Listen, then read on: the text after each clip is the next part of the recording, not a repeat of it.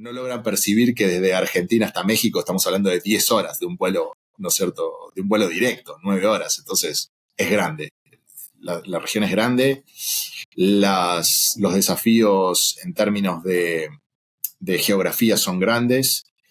Entonces, creo que ahí es donde el satélite puede cumplir un rol apuntando a ese 5% que yo mencionaba, ¿no? El resto, creo que todavía hay políticas públicas a repensar para atacar ese 37-38% de latinoamericanos no conectados.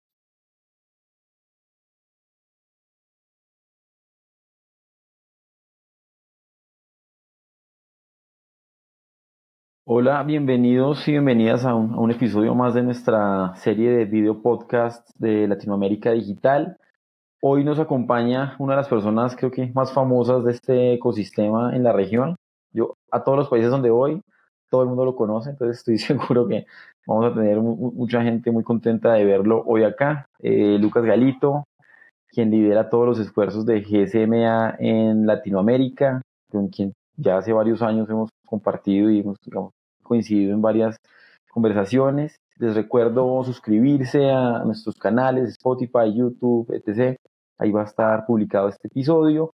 Y sin más antesala, hoy vamos a hablar de un tema que a mí personalmente me gusta mucho, y es el tema de las tecnologías móviles o las redes móviles celulares y cómo esto ha contribuido al desarrollo digital de Latinoamérica.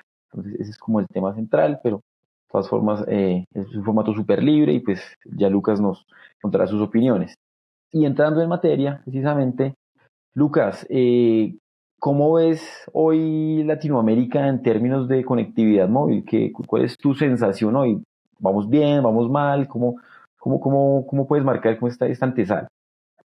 Hola, Giuseppe, ¿cómo estás? Bueno, un placer saludarte. Gracias también por tus generosas palabras en la apertura, en la presentación. Bueno, creo reaccionando a la primera pregunta, América Latina es una región, un subcontinente bastante heterogéneo, ¿no? Tenemos distintos grados, si se quiere, de penetración de los servicios móviles. Tenemos países que históricamente han sido fast followers, tenemos países que están un poco más atrasados, y normalmente siempre recibo esa pregunta en cada uno de los países donde voy, ¿no? ¿Dónde estamos? ¿Dónde estamos parados? ¿En qué ranking estamos? Y yo no lo veo esto como una carrera. Me parece que tiene mucho más sentido el por qué o para qué lo hacemos. Incluso ahora volviendo a Mobile World Congress, hablando con algunos funcionarios de gobierno, nos decían, bueno, nosotros tenemos la ventaja de estar más, de venir de atrás, que sabemos un poco, podemos tener esas lecciones aprendidas de aquellos países que han estado más en la lideranza, ¿no? Entonces, yo creo que América Latina, la verdad, está avanzando. Creo que con cada G que estamos transitando, cuando ves la cantidad de trimestres que se necesitan para alcanzar el 1.000.000 de conexiones o cierto porcentaje de población cubierta, se necesita menos tiempo, ¿no?, para alcanzar esa meta, lo cual es bueno. Y también cuando lo comparamos con cada G, cuando comparamos el promedio de América Latina con los países líderes del mundo, necesitamos menos trimestres también para hacer ese catch-up, ¿no? Cuando vemos cuándo se lanzó 2G o 3G o 4G en los países líderes versus el promedio de América Latina, cada vez con cada G necesitamos menos trimestres, ¿no? Entonces, la verdad que los servicios de quinta generación se lanzaron en los países líderes que ya conocemos, ¿no? Japón, Corea del Sur y demás, y cuando vemos cuando se han lanzado en América Latina fue mucho, mucho más rápido. Y nosotros nos focalizamos mucho también en lo que es la brecha de demanda, ¿no? En promedio en América Latina tenemos un 94-95% de cobertura, pero todavía tenemos un 37-38% de latinoamericanos que podrían tener servicio de banda ancha móvil, y aún teniendo cobertura no lo utilizan, ¿no? Y eso es lo que nosotros llamamos la brecha de la brecha de demanda, y creo que eso es una de las cosas que más estamos focalizando.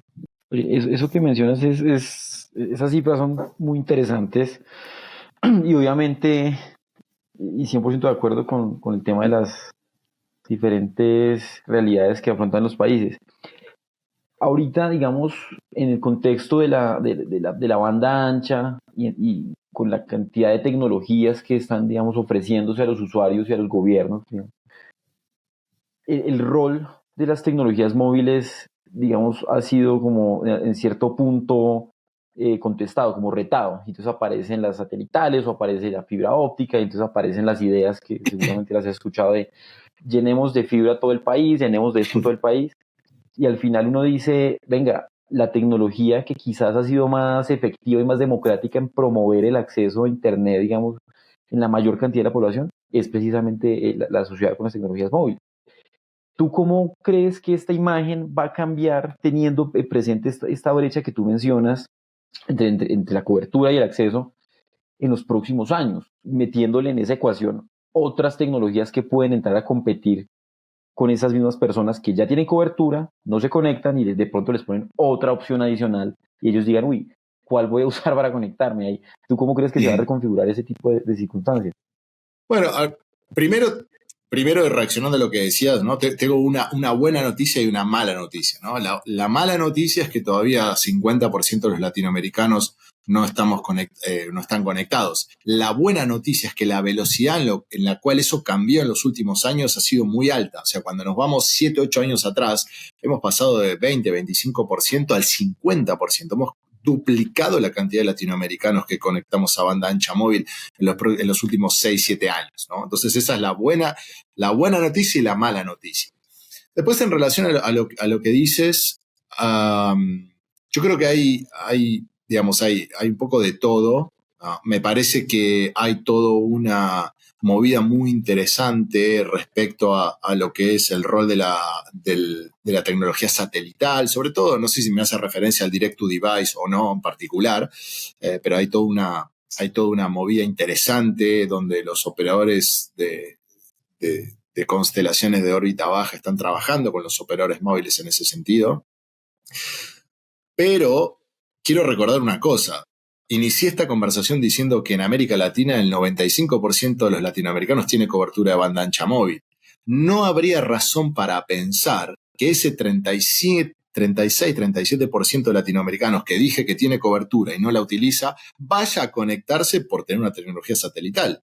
De hecho, no lo hace por falta de contenido local relevante, que la tecnología satelital no va a suplir, no lo hace por falta de aptitudes digitales, que la tecnología satelital no va a suplir, no lo hace porque los dispositivos, incluso móviles, ¿no? Terrestres, siguen siendo una barrera, ¿no? Estamos hablando de 500, 600, 700, nos vamos a la gama alta, $1,000 o más, eso no lo va a suplir tampoco. Entonces, cuando hablamos de la tecnología móvil y de la tecnología satelital, está buenísimo. Yo lo estoy viendo en ese 5% de latinoamericanos que hoy no tiene cobertura.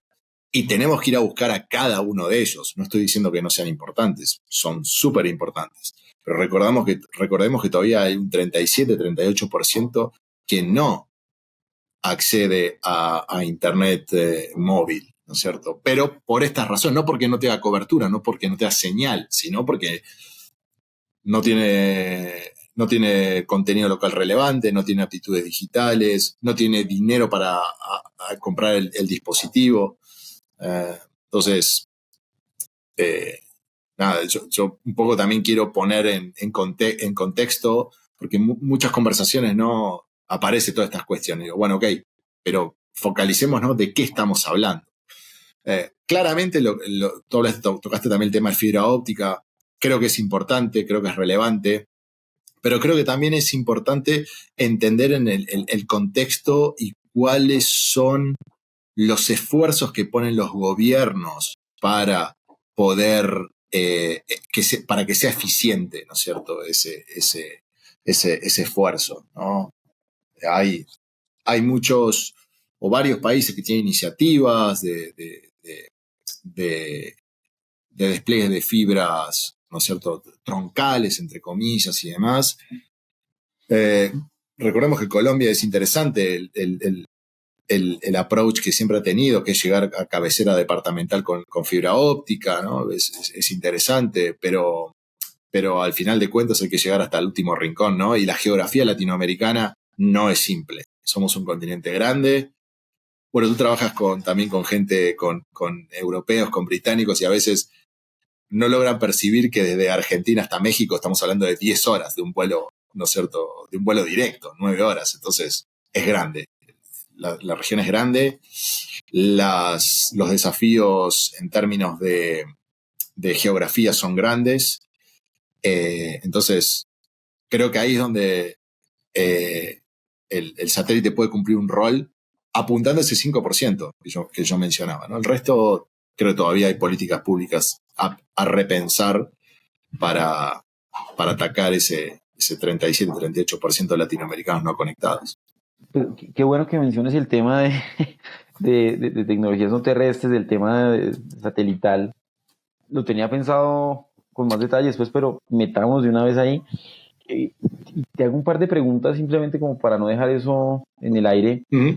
Una de las cosas que nos llamó la atención a nosotros ahorita en el mobile precisamente fue esa unión o ese diálogo que se está generando entre empresas satelitales, algunos operadores móviles y explorar alternativas. Más allá de eso, cómo salga, digamos, en la práctica, que pues todavía creo que es un poco incierto, pero ese tema de, venga, busquemos alternativas de conectividad, parece muy interesante la inercia que eso está cogiendo. Te quiero preguntar en ese sentido, ¿cómo ayudar a las autoridades latinoamericanas que siempre creo que necesitan una mano?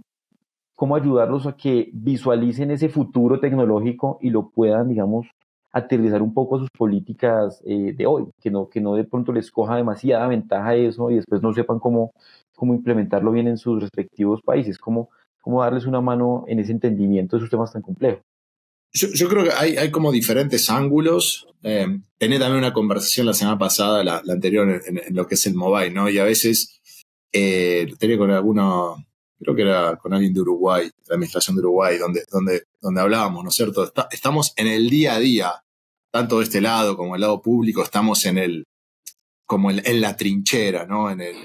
Y yo creo que el mobile lo que nos da esos 4 días es el hecho de poder sacar la cabeza adelante y mirar 3, 4, 5, 10 años, ¿no? Y nosotros estábamos, ¿no?, con las renovaciones aquí y allá y esto y lo otro y mirar para adelante. Entonces yo creo que es inspirador desde ese punto de vista. No sé si a ti te pasa lo mismo, ¿no? Pero lo que veo es inspirador desde ese punto de vista, desde vislumbrar, wow, cómo luce, ¿no?, el futuro. Es una ventana a meternos ahí un poquito en 5 o 10 años adelante. Y creo que también eso es inspirador para pensar las políticas públicas y para salir del chiquitaje, como decimos nosotros, del día a día, de gano uno, pierdo uno, así, ¿no? Y pensar hacia adelante. Entonces, un poco también eso lo conecto con la visión que tenemos nosotros de pensar la política pública, digamos, con una visión ex post, con una regulación a prueba de futuro, ¿no es cierto? Históricamente nuestro sector ha sido regulado ex ante, ¿no es cierto? No, esto se puede hacer, esto. Y bueno, y pensarlo con una mirada a prueba de futuro, porque como tú bien dices, las tecnologías van mucho más rápido de lo que nosotros podemos escribir algo en el papel o lo que podemos escribir una regulación, un decreto, una ley o lo que sea, ¿no? Va mucho más rápido. Entonces, poner al usuario en el centro, cuidar su privacidad, darle igualdad, ¿no es cierto? Creo que esos son puntos principales como concepto, ¿no? Que tú me decías, ¿cómo ayudarlos a pensar? Bueno, desde ese punto de vista, del punto de vista de conceptualmente simplificar la regulación. No voy a dar nombres, ¿no? Pero hace un tiempo hablaba con alguien y me decía, no, pero nosotros estamos simplificando la regulación. Todas estas 400 regulaciones la comprimimos en 100. Venga, pero eso no es la simplificación regulatoria desde el concepto. Eso es simplemente que la misma cantidad de regulación solamente la pusimos en menos artículos, ¿no es cierto? A lo que nosotros vamos es a la conceptualidad. Y creo que también el hecho de invitar a pensar que el desregular o no regular también es una forma de regulación. Al final la métrica ¿no es cierto?, que tenemos que pensar es, bueno, ¿cómo fluyeron las inversiones al final del año? ¿Cuánta gente más conectamos o cuánto mejor es la calidad de esa gente que conectamos, ¿no? No, bueno, este año sacamos 25 resoluciones, 400 decretos. No, ok, pero ¿cuánta gente conectamos? No se movió. Y las inversiones, no, espantamos las inversiones porque fueron a otro. Bueno, entonces creo que un poco esa es la visión, ¿no? El hecho de decir, bueno, no regular o desregular o simplificar, porque a veces hay una connotación negativa en la palabra desregular o no regular. Simplificar también es una forma de potenciar la conectividad. 100% de acuerdo. Y tienes toda la razón en el tema de como tradicionalmente muchos reguladores, a nosotros nos pasa, nosotros asesoramos muchos gobiernos, muchas autoridades en esto, y esa métrica de yo regulo mejor porque expido regulación nueva y pensar que algo que de pronto no había en una falla de mercado, no había necesidad de regular, pero expedir regulación es un logro solo por expedirla, más allá de que eso solucione o no solucione algo. Y el tema de, es que yo tengo regulado todo, entonces tenemos un marco regulatorio súper robusto. Es como la otra cara, es como, Dios mío, pero de fondo, ¿qué estás solucionando para tu industria, para tu país, más allá de la cantidad de artículos o decretos o lo que sea?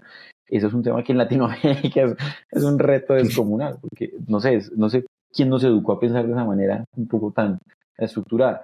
En esa línea, tú, si quieres dar nombres bien, si no, pues también, ¿qué políticas o qué regulaciones te han llamado la atención en los últimos años y que te hayan sorprendido para bien? Que tú digas, oiga, esto rompió un poco ese statu quo y promovieron la conectividad, promovieron las inversiones, que tú digas, oye, qué buen ejemplo para que más administraciones lo conozcan.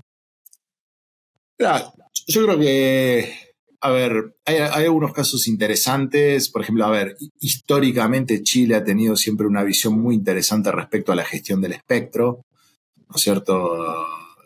Y acá hago un paréntesis, ¿no? Porque te vas a reír seguramente, ¿no? En muchas conversaciones, nosotros con todo esto, que el destino de la banda es 6 GHz, que para Wi-Fi, que para IMT, que no, que sí. A veces nosotros planteamos, ¿no?, algunos gobiernos y dicen, venga, pero entonces, ¿cuál es su política integral de la gestión del espectro? Porque por un lado me quieren cobrar renovaciones súper onerosas, pero por otro lado quieren regalar espectro, ¿no? Entonces, ok, ¿cuál es la visión? O sea, queremos al espectro como una herramienta de no recaudación, perfecto, seamos consistentes para todo.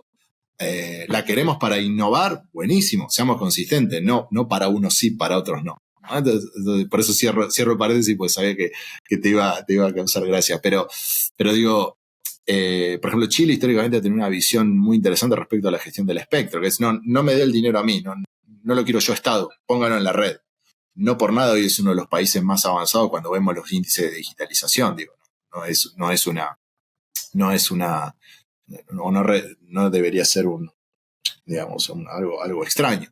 Muy interesante también, la verdad, la política de Brasil, ¿no? Brasil ha tenido una subasta de quinta generación muy interesante por varios ángulos, ¿no es cierto? Primero, una visión no recaudatoria, pero no solamente eso, es un trabajo que tomó 2 o 3 años con la industria. O sea, no es que un día se levantaron las autoridades y dijeron, vamos a hacer una subasta mañana. O sea, es un trabajo de 2 o 3 años donde se acordaron y se trabajaron cuáles iban a ser las obligaciones de hacer, ¿no es cierto?, que van a ser parte de la subasta, que inicialmente arrancó con, creo que, si mal no recuerdo, 80 bloques iban a disponibilizar una cantidad de espectro que era aproximadamente equivalente a 80 MHz por operador. Luego se trabajó en ampliarlo más, ¿no es cierto?, siendo incluso que en Brasil una política satelital muy, muy fuerte, pudieron disponibilizar más espectro en la banda 3.5. Revisaron también, y yo a veces, esta es la parte del iceberg que yo muchas veces trato de mostrarla que está por debajo, porque uno ve la subasta de Brasil, pues, pero por abajo, ¿qué hay? Revisaron la estructura de mercado, ¿no? Recordemos que el mercado se consolidó, creo que se dieron cuenta, oiga, se necesitan empresas que estén saludables para poder hacer las inversiones que hay que hacer. Entonces revisaron la estructura de mercado, revisaron las leyes de implantación de infraestructura con el silencio positivo, varias, el Estado de San Pablo, me parece interesante lo que hizo en relación a la ley de antenas. Entonces, hubo toda una modificación, digamos, de varias aristas que llevaron al final de cuentas a tener una subasta exitosa, que además, Giuseppe, cuando tú ves la velocidad de despliegue, es interesante que la velocidad de despliegue de quinta generación es más rápido que los milestones originales que había puesto el gobierno.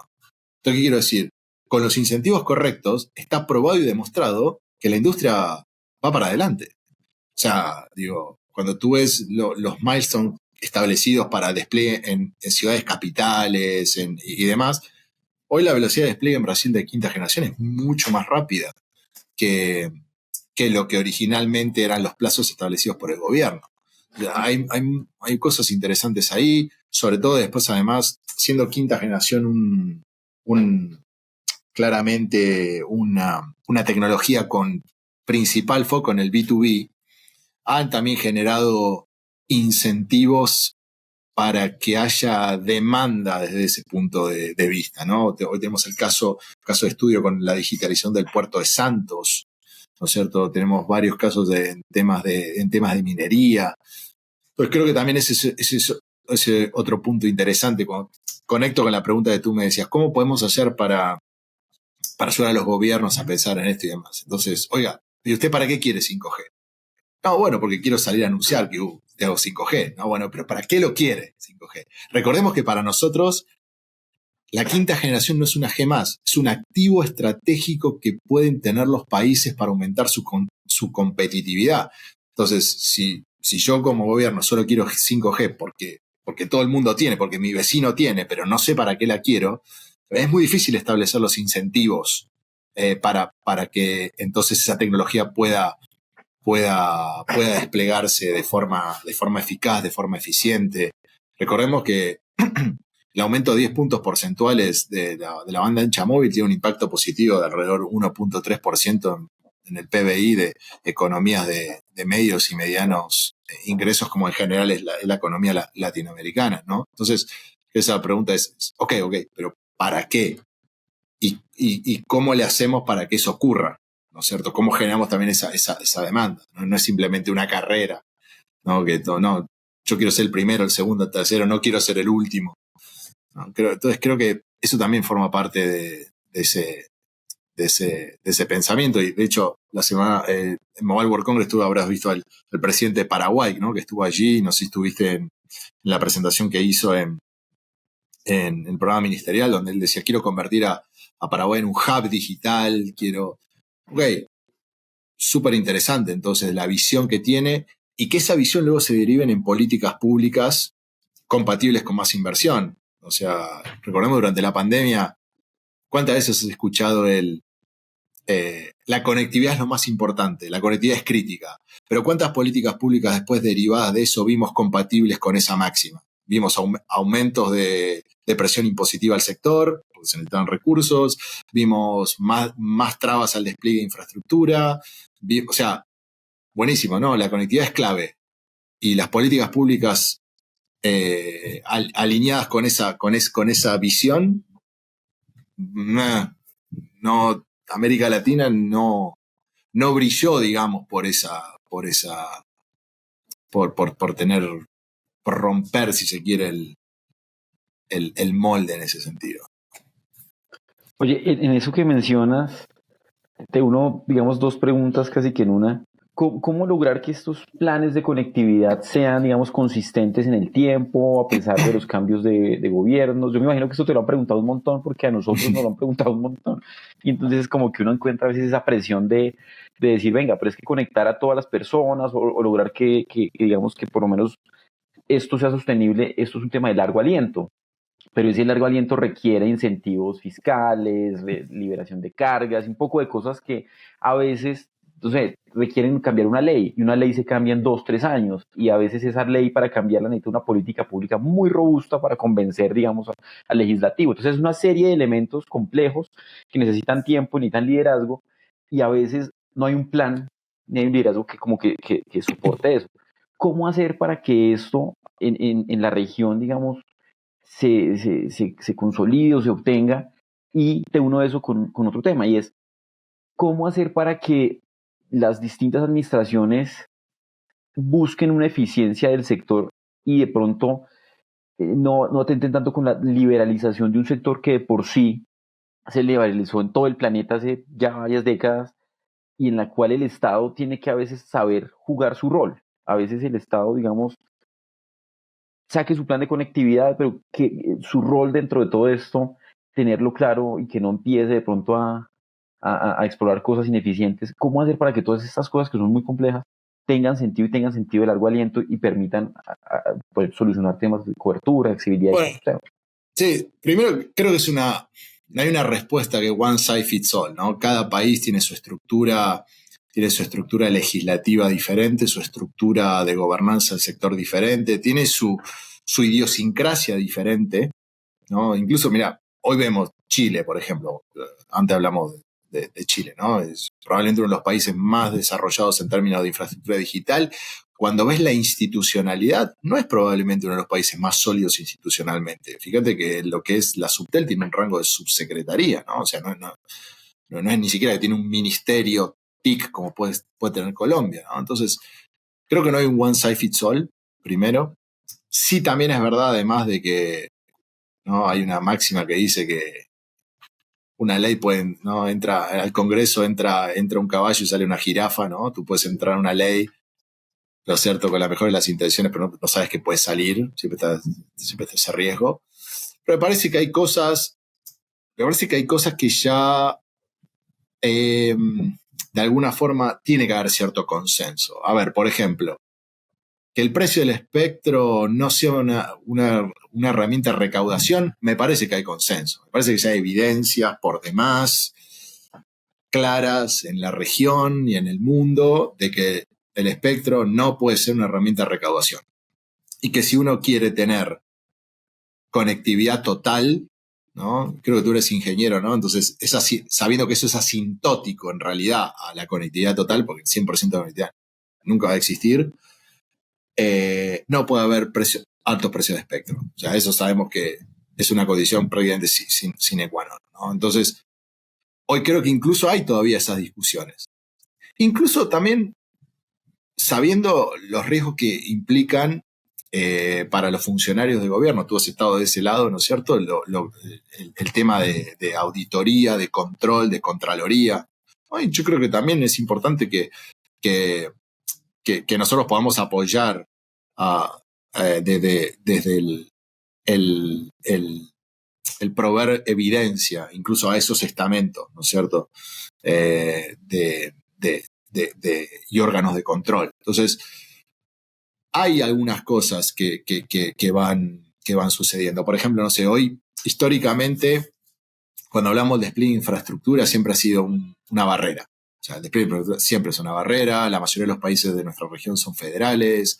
Los municipios tienen su propio legislan en esa materia. Sin embargo, hoy, por ejemplo, con la llegada de quinta generación, estamos viendo algún cambio de paradigma. Algunos alcaldes, intendentes que dicen, oiga, hoy la inversión extranjera, ¿no es cierto?, analiza diferentes variables de por qué me instalo en el país A o en el país B, ¿no? Y es disponibilidad de energía, disponibilidad de vías terrestres, disponibilidad de puerto, aguas profundas, disponibilidad de un montón de cosas. Entre ellos, la disponibilidad de tecnologías como la quinta generación que me hacen más eficiente. Entonces, al momento de elegir un país A o B, bueno, tener o no tener una tecnología móvil robusta es una diferencia. Y dentro del país, también no es lo mismo. No sé, la ciudad A versus la ciudad B de un país.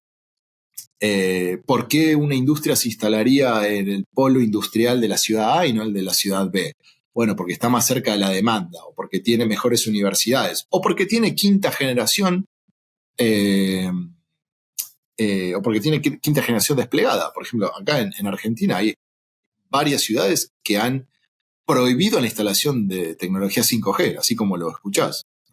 No sé en otros países, en otras ciudades de la región, pero hay 2 o 3 ciudades que lo han prohibido, ¿no es cierto? Entonces, estamos viendo, afortunadamente, otros alcaldes que dicen, oiga, no, yo quiero potenciar la llegada de la quinta generación, porque eso le da una ventaja competitiva a mi polo industrial, que le da más posibilidad de que las industrias lleguen, que se instalen. Eso implica más trabajo, más inversión, implica mejor calidad de vida para los habitantes de mi ciudad, que al final de cuentas es lo que buscan, ¿no?, los alcaldes o los intendentes. Entonces, durante muchísimos años, yo creo que el approach de no, las emisiones electromagnéticas no hacen daño y demás, no ha funcionado porque nuestra experiencia nos dice que ese tipo de cosas no se analizan con la razón, ¿no? La gente lo analiza más es más pasional. O sea, y tú has estado ahí, puedes ir con 10.000 estudios de la Organización Mundial de la Salud que muestran que durante los últimos 100 años y la gente no utiliza la razón para eso. Entonces me parece muy interesante este approach propositivo, ¿no es cierto? Como por ejemplo es el tema de ver al despliegue de la infraestructura como un activo estratégico. O sea, nosotros vemos tradicionalmente alcaldes que inauguran plazas, iluminación, agua corriente, cloacas. ¿Cuántos alcaldes has visto que inauguran conectividad de calidad? Yo voy a ser benévolo, muy poco, vamos a decir así. ¿Okay?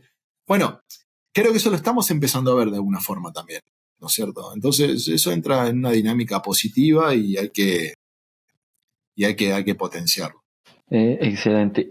Oye, ya entrando en el último bloquecito de esta amena charla y hablando de 5G específicamente, a mí me gustaría quedarme hablando 10 horas contigo, ¿no? Siempre me ha parecido muy interesante charlar contigo, pero siendo muy respetuosos del tiempo y esperando que igual tengamos más chances de charlar.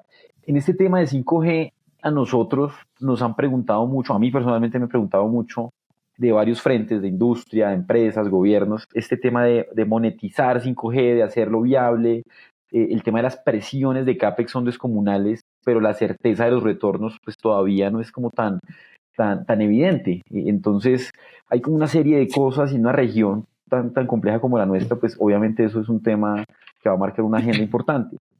¿Cuál Sí. es tu perspectiva ahorita? Colombia recién lo asignó, empezaron ahorita las empresas, entró un operador nuevo que pues nadie, y me incluyo, nadie lo tenía en su agenda como que otro operador en Colombia, como que es súper sorprendente. ¿Tú cómo ves ese panorama de 5G de este primer lote de países que pareciera ya arrancaron, los Chile, Brasil, Colombia, los que ya tienen 5G hicieron sus subastas, sus licitaciones?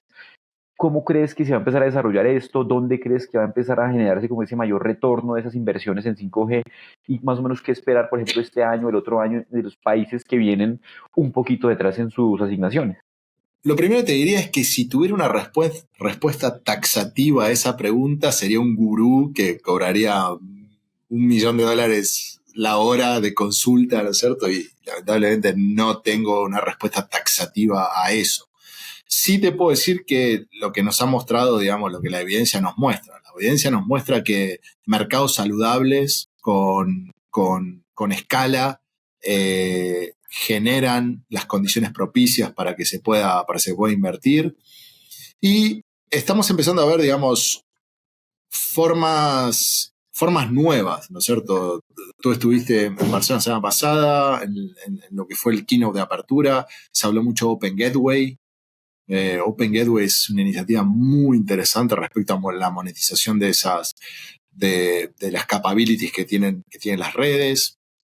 Otra cosa interesante también es que tenemos que empezar a pensar que las reglas del pasado, o sea, las reglas que nos trajeron hasta aquí probablemente no sean las mismas reglas que nos vayan a llevar a la próxima fase, ¿cierto? Entonces, hoy las redes de quinta generación, mira, y cometo el error, ¿no? Probablemente no son redes de telecomunicaciones, son supercomputadoras distribuidas. O sea, una estructura de quinta generación no es más una red de telecomunicaciones, es una supercomputadora distribuida, tenemos edge computing, tenemos un montón de cosas dentro de la red que hace que sea una supercomputadora que esté distribuida. Entonces, probablemente las reglas que aplicaban a las redes de telecomunicaciones no sé, históricamente, probablemente no sean las mismas reglas que tengan que aplicar para lo siguiente que venga, ¿no? Hoy, no sé, 50, 60, 70% del tráfico de una red móvil es tráfico de video. No sabemos si en 2, 3, 4 años el 70% del tráfico va a ser tráfico de realidad aumentada, realidad virtual, o de algo que todavía no sabemos lo que es. ¿Estamos preparados para eso? ¿Estamos preparados? La revolución está preparada para eso, ¿no es cierto? Para lidiar con eso, con esas cuestiones, incluso desde todo punto de vista. Yo la otra vez hablaba, y no sé si es el mejor ejemplo, pero es un ejemplo que se me ocurrió que podía funcionar, que no vaya a ser que suceda en la industria como sucede en la industria aerocomercial, donde añoremos los tiempos en el que viajamos al doble de la velocidad del sonido. Fíjate que la industria aerocomercial probablemente es una de las pocas industrias en donde por A o B la tecnología involucionó. En el pasado podíamos cruzar el Atlántico en 3 horas y hoy no. Hoy lo hacemos al doble de tiempo. Entonces no sea que después eso genere que añoremos los momentos en donde navegábamos a múltiples megabits por segundo, ¿no es cierto? Entonces creo que es importante mirar toda esa discusión que se está dando, cómo se utilizan las redes. Recordemos que la red de telecomunicaciones es un recurso escaso, es un recurso finito. Entonces, ¿tienen todos los actores los incentivos para hacer un uso eficiente de esa red? Probablemente no, ¿no es cierto? Entonces, y eso genera una tensión, una demanda que también es muy difícil de lidiar desde el punto de vista de las inversiones futuras, ¿no es cierto? Cuando tú piensas, bueno, ok, ¿cuánto va a ser el tráfico que van a cursar las redes en los próximos años? Muy difícil de poder estimar sin los inputs de aquellos actores que también son los que hacen un uso muy intensivo de esas redes, ¿no? Entonces, eso también me parece interesante y lo conecto con lo primero que me preguntaste, ¿no? Bueno, ¿cómo hacemos para, de alguna forma, no, la palabra no fue incentivar, pero dar herramientas también a los hacedores de política pública o reguladores respecto de lo que es el futuro? Y creo que ahí es donde yo también es una invitación, y ese fue el tema de discusión que tuvimos en la mesa redonda de la TAM, ¿no? Es focalicémonos en eso, no en una mirada hacia atrás, no sé, con retrospectiva, mirando en, no sé, cosas que el mercado ya solucionó. La verdad que creo que hoy por hoy estar invirtiendo tiempo, no sé, lo que son regulaciones de roaming cero en la región. Ya lo superamos a eso. Hoy ya prácticamente tenemos soluciones comerciales a eso. Tú lo sabes bien. Todos los operadores tienen soluciones comerciales en relación a eso. Y también como usuarios estamos empoderados, y voy a hablar por el promedio de América Latina, en que podemos portarnos a un operador que nos dé el mejor value proposition.